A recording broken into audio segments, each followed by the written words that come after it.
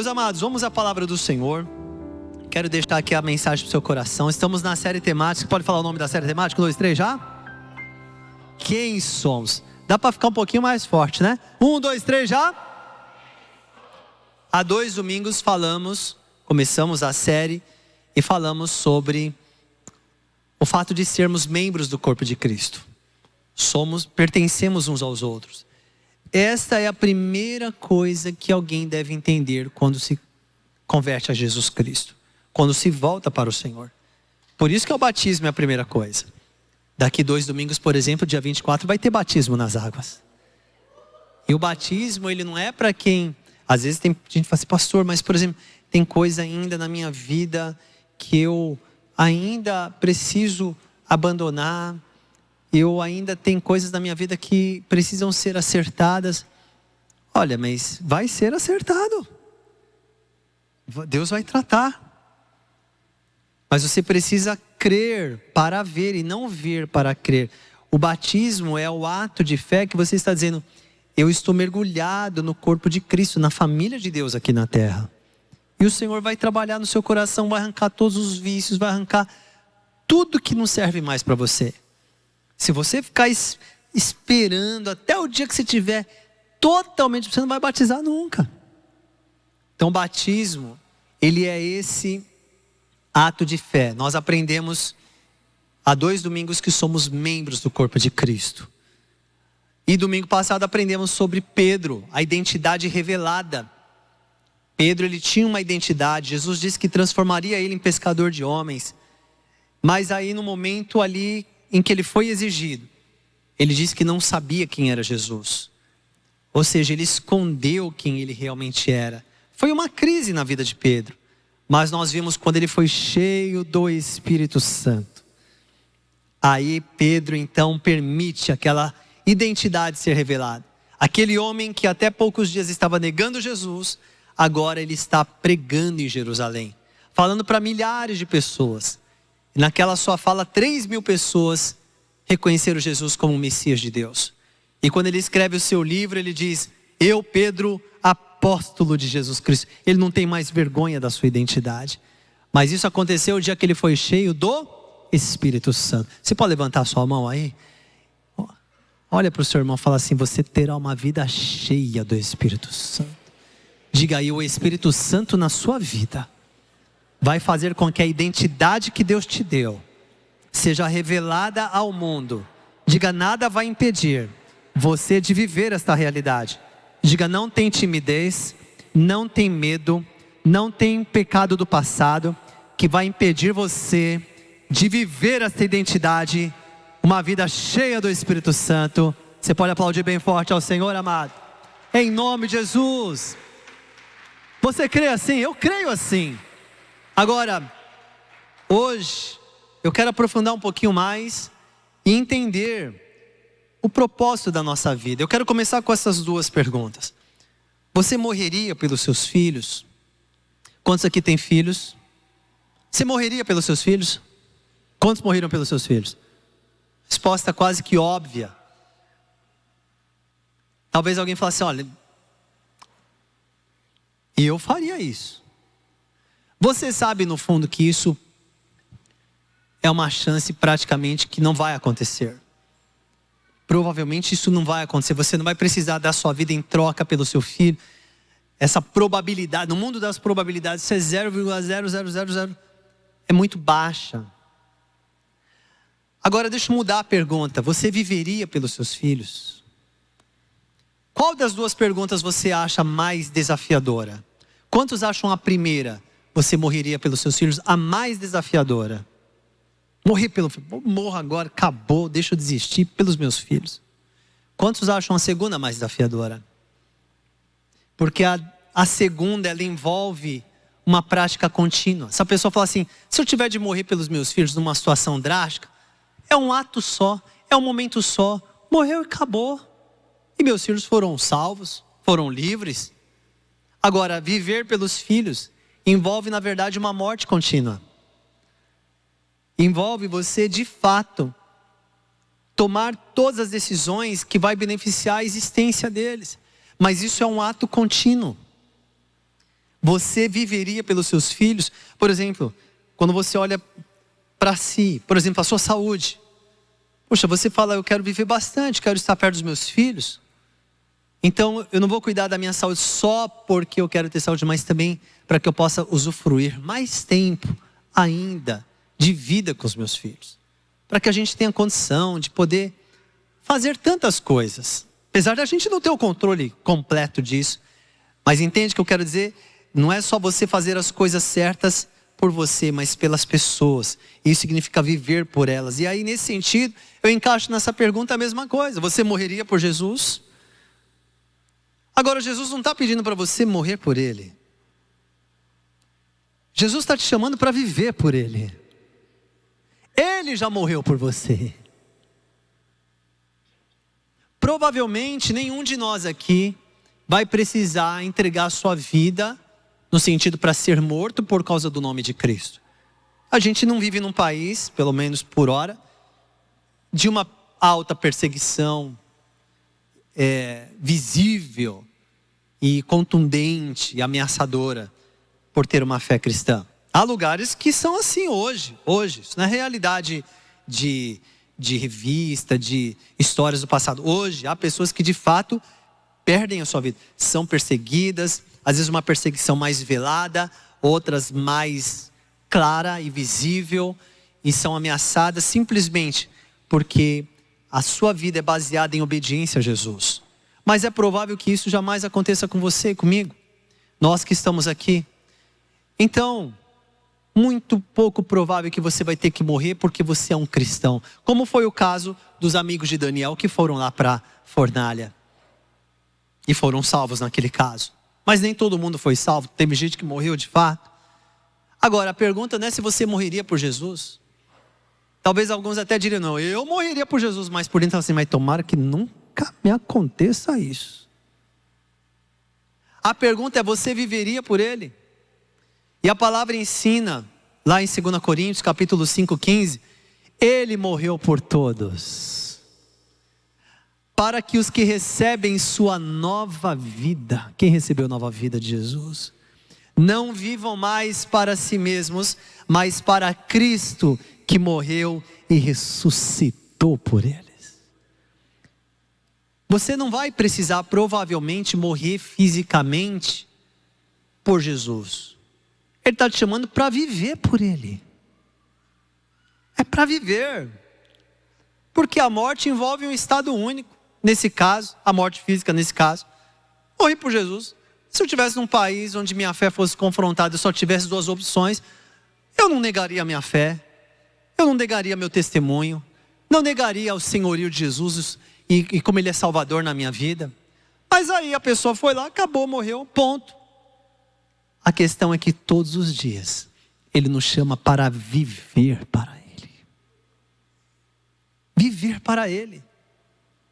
Então este fato nos leva a uma visão correta da nossa vida, onde eu quero compartilhar por meio do apóstolo Paulo. Porque Paulo tinha esse estilo de vida que eu quero compartilhar, registrada lá em Atos capítulo 20, no versículos 18 a 37. Deus está nos chamando. Esse estilo de vida, de fato, de viver por Ele, para Ele, merece ser apreciada. Inspira o nosso coração. Olha o que diz aqui. Paulo começa dizendo, quando chega, Lucas, escrevendo e relatando sobre a vida de Paulo. Quando chegaram, ele lhes disse, vocês sabem que desde o dia em que pisei na província da Ásia até agora, fiz o trabalho do Senhor humildemente com muitas lágrimas. Suportei as provações decorrentes das intrigas dos judeus. Olha só, queridos. Há pessoas que pensam que a sua vida entregue a Jesus, a contrapartida vai ser uma vida com ausência de problemas. Eu entreguei minha vida a Jesus, como que eu estou agora tendo que enfrentar um problema? Quem que te falou que seria assim? Olha Paulo dando testemunho da sua vida. Eu fiz o trabalho do Senhor, humildemente e com muitas lágrimas. Ser um cristão fiel e verdadeiro envolverá muitas vezes derramarmos lágrimas. Derramarmos lágrimas. Lágrimas pelas pessoas. chorar com as pessoas, chorar pelas pessoas, porque é difícil conceber alguém que de fato vive por Jesus e não chora por ninguém, não clama por ninguém, não ora por ninguém, não vê que a perdição de uma pessoa é a coisa mais drástica desta vida. Alguém partir dessa vida sem a graça de Deus, partir na escuridão. Quem de fato vive por Jesus, como eu perguntei aqui no início, quem somos? Nós somos o povo que vive por Jesus. E quem vive por Jesus sabe suportar também as provações. Um cristão verdadeiro não é o tipo de pessoa que desiste no meio das questões. Ele sabe que ele vive na terra. Ser humano, amado. Ser humano. Nós vivemos. As pessoas têm intrigas. Muitas vezes isso respinga em nós. Muitas vezes isso nos atinge. Muitas vezes isso nos fere.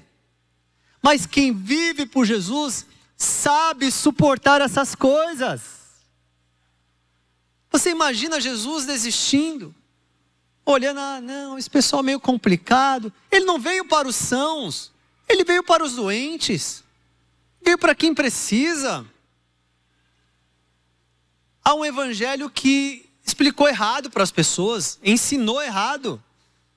Um evangelho que resolve o problema pessoal dela, e agora ela tem que ficar ali, cheia de dedos com as coisas, né, dizendo, não, eu sou de Deus, mas isso não tem fruto nenhum.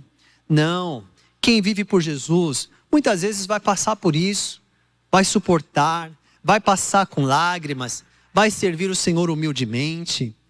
Jamais deixei de dizer a vocês o que precisavam ouvir, seja publicamente, seja em seus lares. Quem vive por Jesus não tem medo de ser verdadeiro, não negocia o evangelho. Talvez há pessoas que, no afã de agradar todo mundo, não fala a verdade. Agora, com isso eu não estou dizendo que a pessoa tem que ser grosseira, porque a grosseria, ainda que ela esteja falando a verdade, não é uma virtude de Cristo. Quando eu encontro pessoas que são verdadeiras, mas não sabem falar, no fundo, eu penso assim, essa pessoa é uma bênção, mas precisa de uns ajustezinhos. Ela é uma pessoa corajosa, mas não aprendeu a ter educação. Mas não aprendeu a comunicar com o outro. Mas não aprendeu a olhar a partir do outro. Ter empatia. Que ela não está falando com robô, ela está falando com ser humano.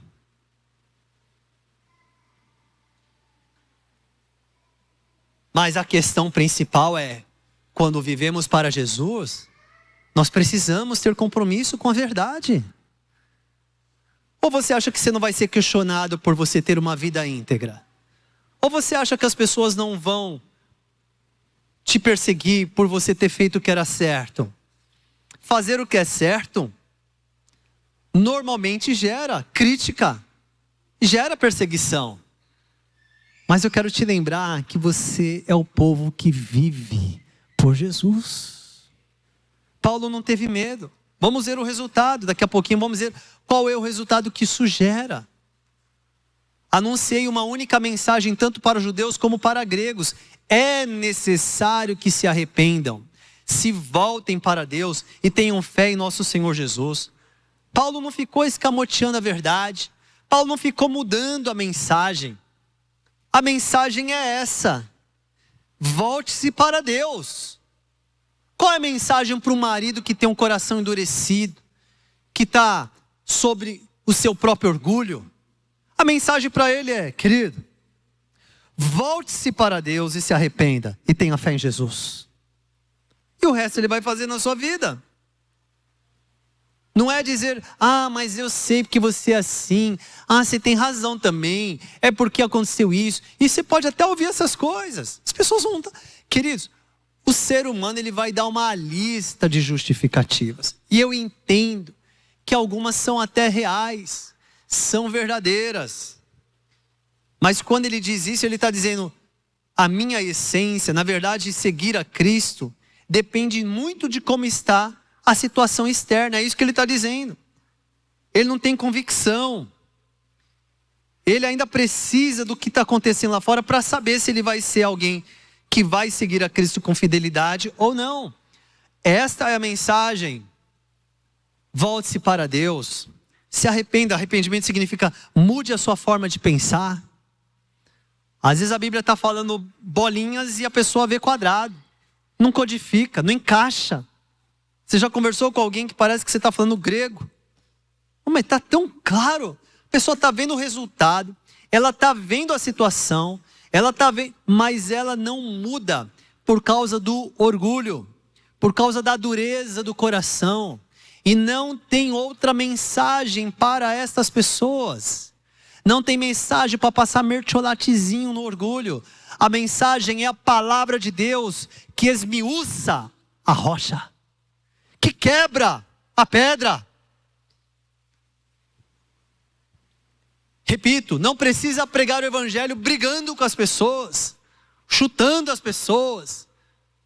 Mas é olhar e falar assim, querido, olha nos meus olhos. A única salvação para você ter uma vida nova, desfrutar do benefício e da misericórdia de Deus. E se você deseja ver sua casa restaurada, a única solução é volte-se para Deus e se arrependa das suas atitudes. E tenha fé em Jesus, porque Ele vai mudar a sua vida. Não é simples assim? É simples assim. A mensagem é clara e é simples. Mas se ela for aplicada, a coisa realmente vai acontecer. Agora, se a pessoa só tem isso na cabeça, é como uma boa ideia. Quanto que vale uma boa ideia? 0, se ela não for colocada em ação. Às vezes uma ideia que não é nem tão boa, mas é colocada, já vale mais do que uma ideia maravilhosa que nunca foi colocada em ação. Saber da palavra de Deus e não colocar em ação não vale nada. E Deus nos chamou para ter esse tipo de vida, amados. Sermos verdadeiros. A palavra de Deus está dentro de nós. O Espírito Santo habita em nós. Não vamos negociar o evangelho. Vamos ser verdadeiros, vamos falar, vamos apresentar. Agora, impelido pelo Espírito, vou a Jerusalém. Não sei o que me espera ali. Olha como Paulo vivia para Jesus. Ele simplesmente está dizendo, eu vou lá para Jerusalém. O que vai acontecer lá eu não sei. Eu só sei que eu preciso dar o próximo passo. Há pessoas que ainda por não ter essa experiência profunda com o Espírito Santo, estão sempre já ansiosas. Já estão pensando nos 15 próximos passos, mas não deu nem o primeiro. Nem deu o primeiro. Deu o primeiro. Quando você der o primeiro e fala assim, agora eu dei o passo. Agora Deus vai te dar a direção do próximo passo. E agora o Senhor vai dar a direção do próximo passo. Ele vai dando direção de passo em passo. Porque confiamos nele. Agora, quando a gente quer toda a informação, é como se a gente estivesse dizendo, Senhor, eu não tenho muita certeza se eu confio na tua vontade. Então já deixa eu saber tudo, eu já quero ter o controle de tudo, mesmo ela não podendo ter. Ela quer o controle de tudo porque ela não confia na fidelidade, no amor e no caráter de Deus. A vida de quem vive por Jesus, amados, ela é uma vida de confiança em Deus. Ela simplesmente diz, qual é o próximo passo, Senhor? É este? Então eu vou dar o próximo passo. E todas as demais coisas serão acrescentadas. Então vou dar o próximo passo e tudo mais o Senhor fará. Aquelas pessoas que ficam paradas e estagnadas, elas estão esperando ver para crer. Estava falando com a Su no carro.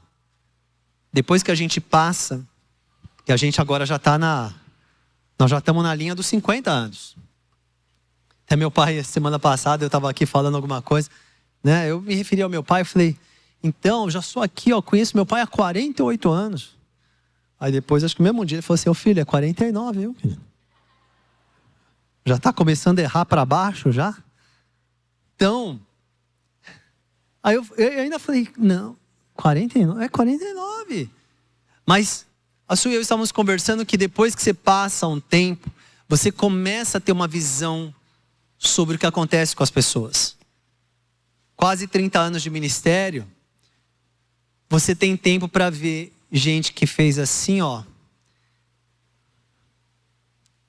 Gente que fez assim e estagnou. E gente que fez assim e afundou.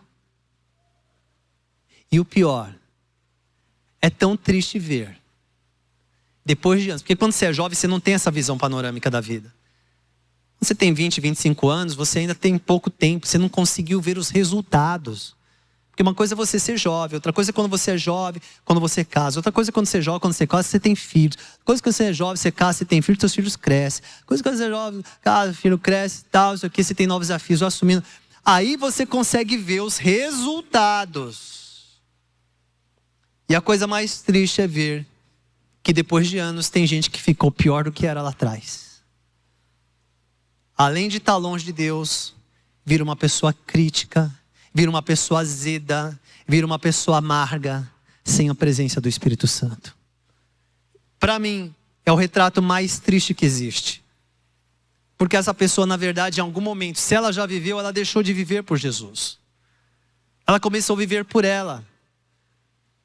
Ela começa então a criar suas próprias razões, suas próprias percepções, e vai lá e escreve textão bonito na internet, cheio de lixo.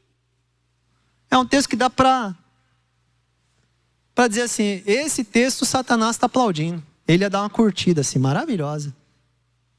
Porque é um texto que divide pessoas. É um texto nada mais, com uma aparência bonita, mas nada mais do que o ego humano, do que o orgulho ali, prepotência. Só isso, mais nada.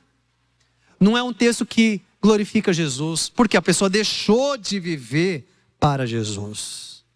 Ela diz, eu morro por Jesus, só não vive por Ele. Jesus é tudo, mas no meu dia a dia isso não significa nada. Porque ela não entendeu o chamado do Senhor. E aí Paulo está nos ensinando a confiar no Senhor. Ei, você está construindo uma história. A pessoa que não tem maturidade, ela simplesmente pensa assim, eu estou fazendo, eu acho que assim. Ela vai andando pelos sentimentos, daqui a pouco ela toma uma decisão errada. Mas ela não calcula, se eu agir assim, isso vai causar um impacto tal na minha vida, ou no meu casamento, ou entre os meus amigos. E se ela tiver filhos, ela não pensa que a atitude dela, de ser uma pessoa assim, de abandonar a fé, de ser uma pessoa sem consistência, também está passando uma mensagem para os filhos, que dificilmente vai ser recuperada. Porque Deus vai ter que levantar alguém mais fiel do que ela, para corrigir a rota do filho, que já deveria ter sido desenhada por ela mesma. Como pai, como mãe. Então ela não tem visão da vida. Não, vou fazer assim, agora ela vai chutando tudo para o alto. E ela esquece que ela está construindo uma vida. E quando ela olhar depois de anos, muitas vezes é tarde. Ela pode ser salva, o Senhor pode ter misericórdia, mas agora ela construiu, na verdade ela destruiu, ela deixou um rastro de amargura, de ofensa, de confusão. Quando na verdade, se ela tem maturidade, ela vive essa vida de confiança. Olha, Deus vai revelar a vontade dele em cada etapa, e eu vou ouvir, eu vou obedecer. Então ela diz, não, se eu agir assim, eu tenho vontade de agir assim. Porque é verdade, eu tenho certeza que você conhece pessoas que você já teve, você sentiu ira. Você tinha vontade de falar, Senhor, vou só pegar um pouquinho, só no pescoço, só apertar um pouquinho, só para desmaiar. Você fala, Senhor, manda ela para o deserto da Austrália, Pai. Dá um ministério lindo para ela entre os aborígenes. Talvez há pessoas assim. Mas na verdade, será que você não está olhando com os seus olhos humanos, que sabe exigir muito das pessoas, exige tão pouco de você mesmo? Sobe a barra para você. Seja mais misericordioso, porque a régua que você medir as pessoas, essa mesma régua vai ser voltada para medir você. Com isso eu não estou dizendo, admita as injustiças, toque a vida de qualquer jeito, não é isso. Mas o mesmo grau de misericórdia que você tiver com elas, também será usado. Isso que é bonito e justo na Bíblia. A palavra revela que o mesmo grau de misericórdia que você tiver com elas, é o mesmo grau de misericórdia que vai ser usado. Você decide o grau de misericórdia que será usado a seu favor, hoje. Mas é tão difícil ouvir isso, pastor. Eu sei, quando a gente vive para nós, é difícil ouvir isso. Mas quando vivemos para Ele, por Ele, aí sim nós obedecemos. Aí sim nós obedecemos. Quantos querem viver por Jesus? Quantos querem viver por Jesus? Então, meus amados, essa é uma vida séria. Quando eu estava vindo para cá hoje cedo, eu pensei assim, por que muitas pessoas não estão fazendo como eu e como os meus irmãos, que nos levantaremos nesta manhã e iremos para a igreja, iremos para o culto? Eu não tenho essa resposta completa, eu não tenho, posso ter minha percepção, mas eu não tenho. Agora, por que você está aqui? Porque Deus te chamou. Você está aqui porque o Senhor chamou você. Algum grau de temor a Deus você tem, senão você não estaria aqui. E o Senhor tem te chamado. Mas por que Ele não me chamou? Por que o meu vizinho não levanta um domingo de manhã para vir adorar o Criador, para ouvir a palavra dEle, a revelação da vontade dEle, para estar em comunhão com as pessoas? Por que Ele não faz isso? Ele vai tocar o dia dEle normalmente e não faz aquilo que eu estou fazendo. Eu não sei. Deus tem um tempo na vida dEle? Deus também já está chamando Ele? Não sei. Eu sei que Deus já te chamou. Se você está aqui é porque o Senhor te escolheu neste tempo, nesta geração. E Ele está te chamando para viver por Ele e para Ele. É um encargo espiritual poderoso que Ele nos deu. Senão que o Espírito Santo me diz em todas as cidades, é o que Paulo estava dizendo, né? Eu não sei o que vai me acontecer. Eu não sei o que me espera. Senão aquilo que o Espírito me diz em todas as cidades. Que tenho pela frente prisão e sofrimento. Nem todo mundo vai ter a história de Paulo. Paulo estava acostumado a ficar preso. Durante o ministério de Paulo, Paulo ficou 6 anos preso. 6 anos do ministério público dele foi dentro de cadeia. Evangelizando, pregando, falando. E quando ele não estava preso, ele estava sendo perseguido. Estava apanhando. Estava sendo traído. Mas também estava fazendo líderes, formando discípulos, implantando igreja, expandindo o poder do evangelho para além das fronteiras de Jerusalém e Antioquia. Olha que vida, nem todo mundo vai ter a mesma história que Paulo. A probabilidade é gigantesca que ninguém aqui vai ser preso porque está pregando o evangelho. Mas talvez por amor ao evangelho você tenha que admitir outros tipos de prisões. Não a prisão, encarceramento físico, mas talvez algumas situações que você não desejaria, mas por amor a Cristo você suporta, porque você sabe que o resultado final vai ser poderoso demais. Mas só pode viver essa vida quem consegue dizer o que Paulo diz: minha vida não vale coisa alguma, a menos que eu a use para completar minha carreira e a missão que me foi confiada pelo Senhor Jesus, que é dar testemunho das boas novas da graça de Deus. Não importa que eu precise passar onde eu tenho que estar, contanto que eu dê testemunho da graça de Deus, eu aceito qualquer provação. Olha, amados, Paulo entendeu que a vida dele não tem valor. Ele chegou no nível máximo de revelação do Espírito Santo.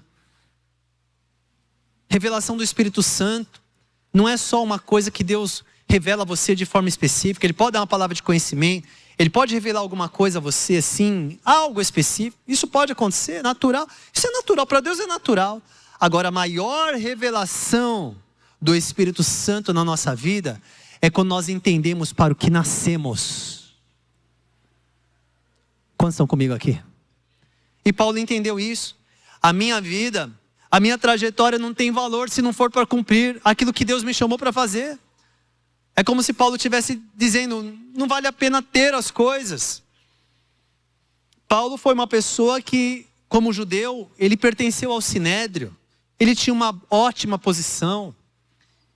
Ele era um fariseu. E quando fala fariseu, normalmente as pessoas associam a algo pejorativo, mas na verdade era uma classe religiosa. Ele era fariseu dos fariseus. Ele era aluno de Gamaliel, um importante professor da sua época. Paulo, ele tinha dupla cidadania, poliglota, intelectual. Próprio Pedro, quando escreve, fala assim, tem pontos que é difícil de entender das cartas de Paulo. Paulo era uma pessoa preparada, poderia ser um homem muito rico nos seus tempos, um homem extremamente influente, mas ele escolheu o lado de viver para Cristo, ainda que fosse dentro de prisões e sofrendo. Porque ele pode dizer isso. Paulo pode dizer assim, minha vida não tem valor se não for para cumprir a missão que Jesus me deu. Tudo está debaixo do cumprimento dessa missão. Você pode estudar, você pode fazer o mestrado que você quiser, a pós que você quiser, ter o carro que você quiser, viajar para onde você quiser. Tudo isso legitimamente, condignamente, não tem problema. Mas se algum desses elementos, desses itens, tiver 1 centímetro acima da missão que Jesus te deu, não terá valido para nada. O nosso maior chamado, meus amados, é amar pessoas e fazer discípulos para Ele. E Paulo está passando tudo isso por causa de gente. Paulo está passando tudo isso por causa de coisas. Paulo está passando isso por causa de pessoas. Uma frase que meu pai usa bastante: quem ama coisas nunca vai conseguir amar pessoas, mas quem ama pessoas vai usar as coisas. Quem ama coisas, usa pessoas. Quem ama pessoas, usa as coisas. Diga comigo, quem ama pessoas, não ama coisas. Diga, quem ama pessoas, usa as coisas. Diga, mas quem ama as coisas, usa as pessoas. De um desses lados nós estamos. Se você ama coisas, talvez você está, mas eu jamais vou usar pessoas. Só o Espírito Santo conhece você. Às vezes pode ser que não, mas você está se aproximando e fazendo isso porque no final você não está fazendo isso por amor. Você está fazendo para alcançar um resultado que tem a ver com o seu ego, não por amor a Cristo. Cuidado. Mas se você ama pessoas, se nós amamos pessoas, somos capazes de sofrer por elas, de irmos às lágrimas por elas, de sabermos lidar e suportar com sofrimentos, ainda que tenhamos que passar por vários deles. Agora sei que nenhum de vocês a quem anunciei o reino me verá outra vez. Agora Paulo está começando a despedir deles. Por isso eu declaro hoje que se alguém se perder, não será por minha culpa. Essa frase aqui a gente tem que pegar, hein?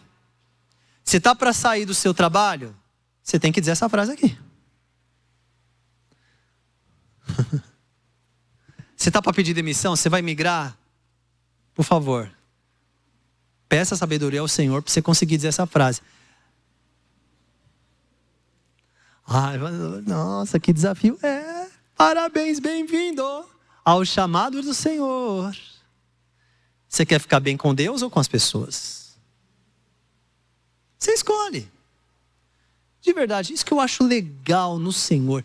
Ele deixa a gente escolher. Olha, se alguém tiver de se perder aqui, não vai ser porque eu deixei de falar.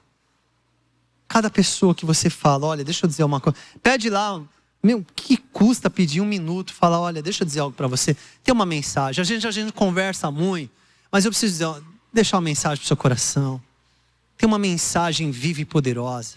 Jesus, Ele é o Filho de Deus. Ele transforma a nossa vida. Ele perdoa os pecados da humanidade. Ele perdoa os seus pecados. Ele não quer ver você preso dentro de si mesmo. Ele tem uma nova vida para você. Eu quero anunciar para você essa mensagem. Porque amanhã pode ser que eu não esteja aqui, que eu saia daqui, a gente termina o nosso curso. Eu não poderia falhar com você, deixando de anunciar essa mensagem. Ele chama a gente para viver isso. E eu estou aqui à sua disposição para orar por você e ajudar naquilo que você necessitar. Não porque eu seja melhor que você, mas porque Deus me chamou para te servir. Alô? O que você acha disso? Eu fico imaginando que impacto poderoso uma igreja tem quando ela vive isso. Não deixei de anunciar, portanto, agora Paulo também põe a responsabilidade naquele grupo de pessoas. Cuidem de si, do rebanho para o qual o Espírito Santo os colocou como bispos. Não fique pensando que aqui é uma graduação eclesiástica, grandes igrejas. Não, bispos aqui, ele está falando com pessoas comuns que lideravam pessoas nas casas. 5, 6, 10, 15 pessoas. Ele está falando com Deus colocou essas pessoas para você cuidar delas. Uma coisa que a gente tem que desaprender e desconstruir dentro de nós é achar que pastor é só aquele que ocupa a plataforma do auditório da igreja e prega o sermão aos domingos. Pastor é uma função, é um dom que Deus dá por meio do seu Espírito. Você sabia que você pode não ter a faculdade teológica? Você sabia que você pode não ter ordenação eclesiológica oficial aqui como pastor? Mas você sabia que Deus pode ter dado a você o dom de pastoreio? Faz parte, sim, você pastorear pessoas numa igreja local. E a gente vê isso na Bíblia, as igrejas locais, elas se organizavam. Faz parte, faz parte. Mas você não pode se limitar a isso. Sabe quem pastoreia aquele rebanho? Da sua sala, daquele curso que você está fazendo. Não sou eu, aquelas pessoas não vieram no culto hoje. Talvez eu nunca vá falar com elas. Sabe quem é o pastor, a pastora lá? É você. Você neste momento, pode ser que amanhã não. Pode ser que amanhã Deus vai levantar outros. Mas neste momento, sabe quem é o pastor? A pastora é você. É você que tem a palavra. É você que tem uma vida nova. Foi você que nessa manhã levantou a mão dizendo: eu quero viver por Jesus. Meus amados, se não for em você, qual é a esperança que aquele povo tem? Muitos deles estão prestes a tomar decisões erradas que vão definir, sei lá, o seu destino. Eu estou chamando a igreja para a sua missão hoje, nesta manhã. Eu não, o Senhor, né? Quem sou eu? O Senhor, estou só lendo a palavra, a fim de pastorear em sua igreja. Sei que depois da minha partida surgirão em seu meio falsos mestres, lobos ferozes, que não pouparão o rebanho. Até mesmo entre vocês se levantarão homens que distorcerão a verdade, a fim de conquistar seguidores. Portanto, vigiem, lembre-se dos 3 anos que estive com vocês, de como dia e noite nunca deixei de aconselhar com lágrimas cada um de vocês. Jesus amado, estou arrepiado aqui, irmãos. Nós já tivemos essa experiência de gastar noite, gastar dia, chorar pelas pessoas, chorar com elas, para aconselhar. E quando Paulo diz assim, você está achando que foi gente fácil? É fácil lidar com gente fácil. Mas eu imagino como deve ter gente ali, deve ter tido gente cabeça dura na vida de Paulo. E Paulo ali aconselhando com lágrimas, quase clamando: agora eu os entrego a Deus e a mensagem da sua graça, que pode edificá-los e dar-lhes uma herança junto com todos que ele separou para si. Jamais cobicei a prata, o ouro ou as roupas de alguém. Vocês sabem que essas minhas mãos trabalharam para prover as minhas necessidades e as dos que estavam comigo. Fui exemplo constante de como podemos, com trabalho árduo, ajudar os necessitados, lembrando as palavras do Senhor Jesus: a bênção maior em dar do que receber. Quando Paulo terminou de falar, ajoelhou-se e orou com eles. Todos choraram muito enquanto se despediam dele com abraços e beijos. Porque no final são essas pessoas que marcam a nossa vida. Paulo estava se despedindo, Paulo só tinha passado lá, chamou aqueles irmãos, falou com eles, deu as responsabilidades, lembrou da história: chorei com vocês, passei prisão, sofrimento, agora vocês têm uma responsabilidade. Terminou de falar, se ajoelhou ali, começou a orar, e aquelas pessoas vinham e abraçavam. Olha, pode ser que você não seja o melhor piadista da sua família, pode ser que você não seja a pessoa mais engraçada, aquela que tem as maiores posses na sua família. Pode ser que tem outras pessoas que chamam mais atenção. Só que você sabe qual é o seu lugar. Você sabe qual é o seu papel ali. E no final, sabe de quem as pessoas lembram? Daquelas que choraram por elas. Daquelas que clamaram a Deus por elas. Pouca gente faz isso. Tem pouca gente nesse mundo disposta a orar pelas pessoas. Você conta nos dedos, pouca gente que está disposta a dizer: qual é a sua necessidade? Eu vou orar por você, eu vou jejuar por você. Eu vou chorar por você, vou chorar junto com você. Mas são essas pessoas que serão abraçadas e beijadas, e as pessoas vão agradecer o Senhor. Porque na hora da linha fina, irmãos, as pessoas não vão se lembrar daqueles que foram os mais piadistas. Na hora elas vão se lembrar de quem chorou por elas, de quem orou por elas, de quem aconselhou elas, e de quem até correu o risco de ser mal interpretado por ter falado a verdade em amor pelas pessoas. São essas pessoas que o Senhor está levantando. São essas pessoas que vivem por Jesus, que podem cumprir esta missão.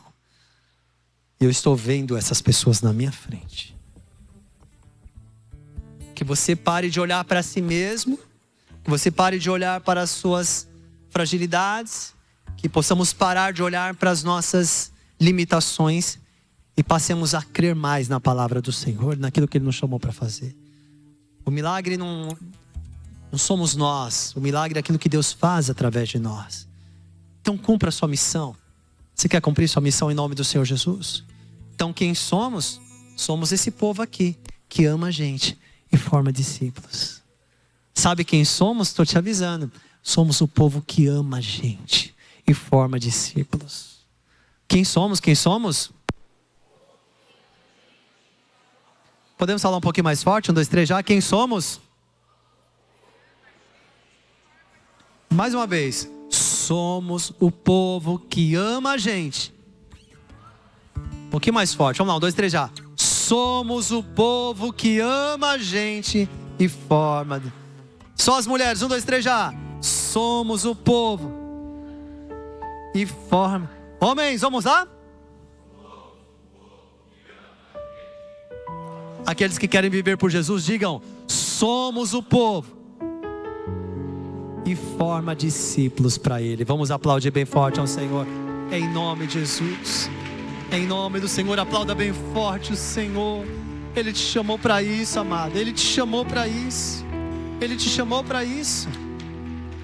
Quero fazer uma oração. Você pode ficar em pé comigo neste momento? Eu fico pensando, você está em campo. Você está em campo. Você já imaginou um jogador que está em campo e ele fala assim: não passa a bola para mim não, hein, cara. Tô aqui, mas tô só correndo para lá e para cá, mas não passa para mim não. Quem joga futebol sabe aqui, o cara que não aparece para receber a bola, ele começa a ser criticado pelo time. Os caras começam a gritar com ele: aparece, meu. O cara fica só se escondendo atrás da zaga. E na verdade, às vezes ele não quer receber a bola mesmo. Ele tá lá correndo, tá até suado. Nossa, esse cara corre demais. Mas não pegou uma vez na bola. Não deu um chute. E aí na hora que ele teve a chance de falar assim: olha, foi pênalti, você bate o pênalti, ele fala assim: vai que eu erro, hein. Eu não quero ficar mal com ninguém não vou bater o pênalti não. Ele foge.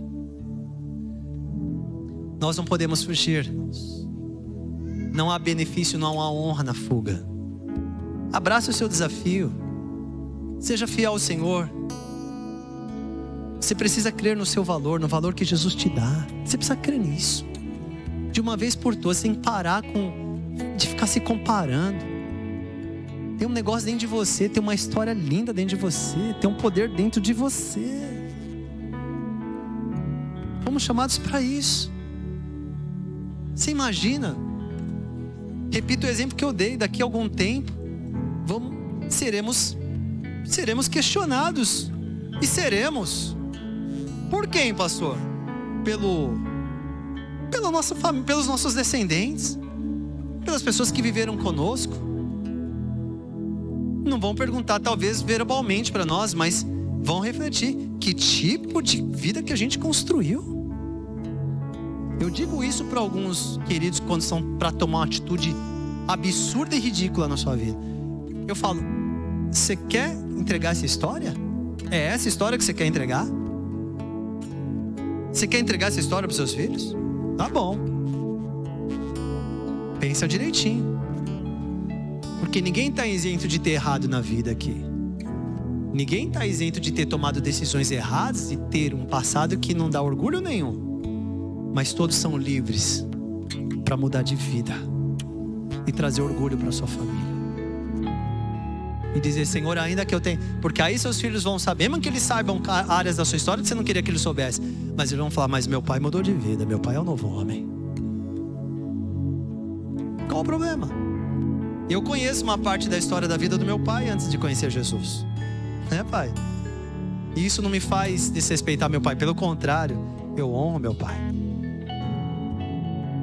Não que ele tivesse uma vida, as regras, não, mas ele já compartilhou como que a vida dele era sem Jesus.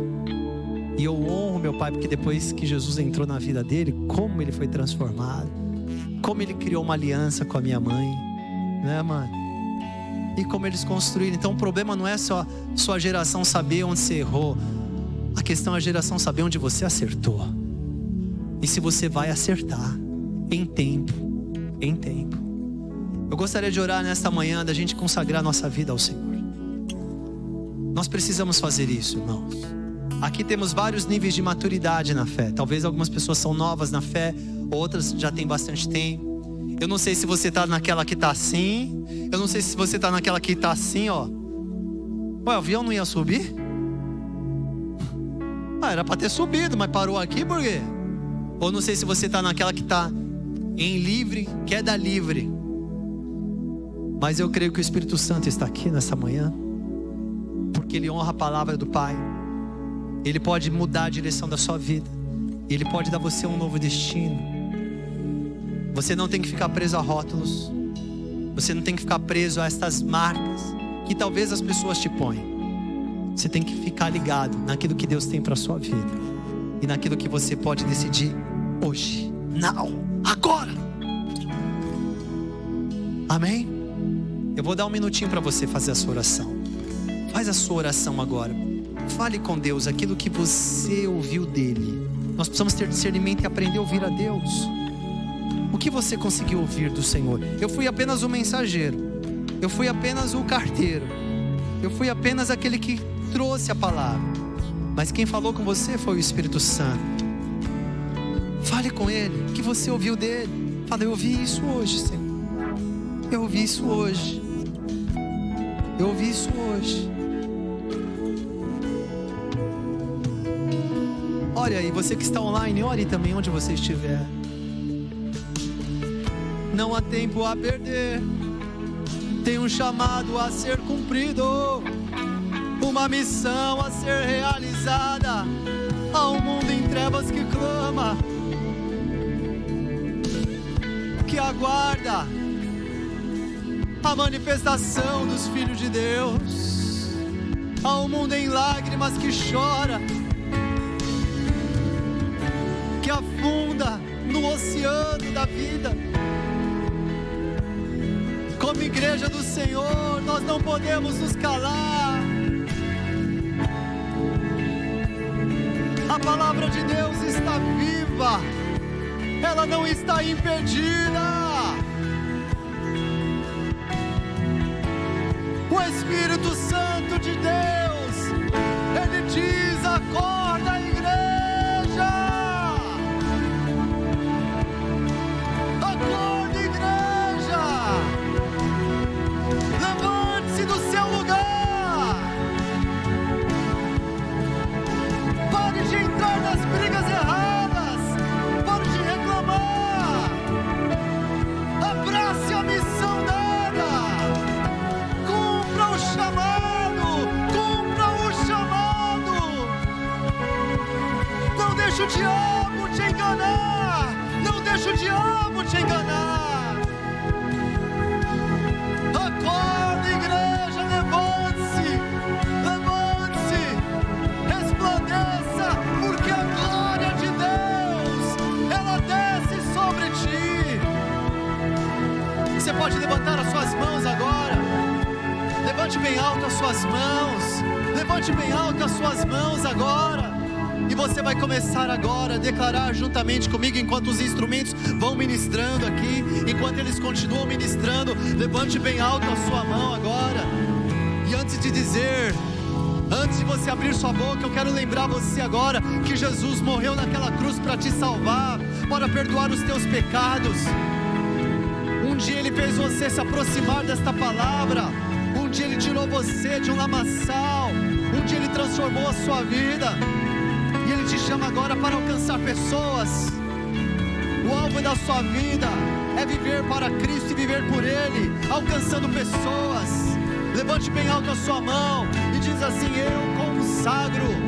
Diga mais forte: eu consagro a minha vida ao Senhor. Diga: eu não vou recuar. Diga: eu vou cumprir a missão que o Senhor me deu. Diga: eu faço parte. Diga: da igreja de Jesus. Diga: eu fui chamado para realizar uma obra extraordinária. Diga: a maior e melhor de todas, que terá impacto eterno. Diga: eu não vou me enganar com as coisas deste mundo. Diga: eu vou alcançar pessoas. Diga: o Espírito Santo de Deus, Ele me capacita. Diga bem forte: o Espírito Santo de Deus, Ele me capacita. Diga: Ele me livrou. Diga: como guerreiro, Ele me livrou do império das trevas. Diga: Ele me deu vida quando eu estava morto em pecados. Diga: eu recebi do Senhor uma herança poderosa. Diga: eu vou viver por Ele. Diga: não deixarei o medo me governar. Diga: eu vou amar as pessoas. Diga: eu vou formar discípulos em nome de Jesus. Diga: esta será a história da minha vida em nome de Jesus. E se você crê, aplauda bem forte ao Senhor. Aplauda a palavra dEle. Aplauda a palavra dEle. Em nome de Jesus, em nome de Jesus. Eu vou construir Declare: minha vida em ti. Tu és meu fundamento. Eu vou confiar. Declare: somente em ti. Não vou ser abalado. vamos lá, declare: Eu vou construir minha vida em ti. Tu és meu fundamento. Eu vou confiar nas suas promessas, no teu chamado. Não vou ser abalado, não vou ser abalado, não vou ser abalado. A última vez, vamos declarar, declare: eu vou construir. Eu vou construir a minha vida em Jesus, no chamado que Ele me deu. Onde eu estiver, vou confiar. Eu vou confiar somente em ti. Não vou ser abalado. Espírito Santo, ativa a tua igreja. Espírito Santo, ativa a tua igreja. Ativa o nosso espírito para te ouvir. Dá-nos ouvidos sensíveis para ouvir tua voz. Em nome do Senhor. Em nome do Senhor. Olhe para o seu irmão aí e diga assim: o Senhor está te chamando. Pode dizer sem medo de ser feliz. Diga aí para ele assim: ó, acorda, resplandece. Diga: se levante. A glória do Senhor está nascendo sobre ti. Diga: a glória do Senhor está resplandecendo sobre você. Diga: e esse brilho será visto. Diga: você não vai se calar, você vai anunciar. Diga: tem uma mensagem dentro de você, que ela é maior do que você, e ela vai aparecer, e as pessoas serão abençoadas, Jesus será honrado, e você será abençoado. Você pode aplaudir bem forte em nome de Jesus. Em nome do Senhor Jesus. Em nome do Senhor Jesus. Em nome de Jesus. Em nome do Senhor Jesus. Amém, amados? Sente-se só mais um pouquinho no seu lugar. Oh, glórias a Jesus, hein, amados? Eu estou aqui, a gente está no auditório em construção, né? Fez bastante calor esses dias, né? Eu fico pensando, tem gente que pensa que isso aqui que é o sofrimento. Ah, Jesus. Irmãos, eu lembro que uma vez eu preguei na África. E lá, assim, a temperatura mesmo, não era a sensação não, era perto de 50 graus. País em guerra civil, eu estava lá em guerra civil, corri risco de vida lá. Vi metralhadora apontada para mim, para o carro, assim, várias vezes. Graças a Deus voltei, né, pai? Mãe, voltei, né, Su? Casei com você, graças a Jesus. Só que lá, e além das missões que a gente fazia, eu ia nas igrejas pregar. Eu fui chamado lá para ajudar a levantar, animar. Muitos missionários tinham ido embora por causa da guerra, por causa do dólar, por um monte de coisa. Eu lembro que eu pregava lá e as igrejas, como eram poucas igrejas, eram entupidas de gente e não tinha luz. Então às vezes eu pregava durante o dia, aquele calor, você fala, meu Deus. E alguns lugares eu ia, o povo ia de gravata, mas um calor que isso aqui tá gelado, que é a Antártida aqui, ó. Eles lá assim, ó, ouvindo a palavra, os missionários. E de noite então, que não tinha luz, eu tinha um pedacinho de vela, metade disso aqui era um pedacinho de vela que deixava aqui, e só, eu não via nada dentro do olho, eu só via as vozes das pessoas e o meu intérprete. Eu sabia que tinha um monte de criança aqui, ó, lotado de criança, um auditório. Eu tenho imagem disso, que me impacta, porque é um povo que eles sabem o que é sofrimento, eles sabem o que é ser um lugar sem Jesus. Então para nós, vou falar uma coisa para você, irmão, a gente não sofre não, sofremos quase nada. Eu sei que alguns aqui têm histórias duras, existe sofrimento, mas algumas coisas que a gente chama de sofrimento que não é sofrimento, é nada se comparar. Mas naquilo que na área da sua vida que Deus tem levado você muitas vezes a chorar, a glória dele vai brilhar. Vai brilhar. Amém?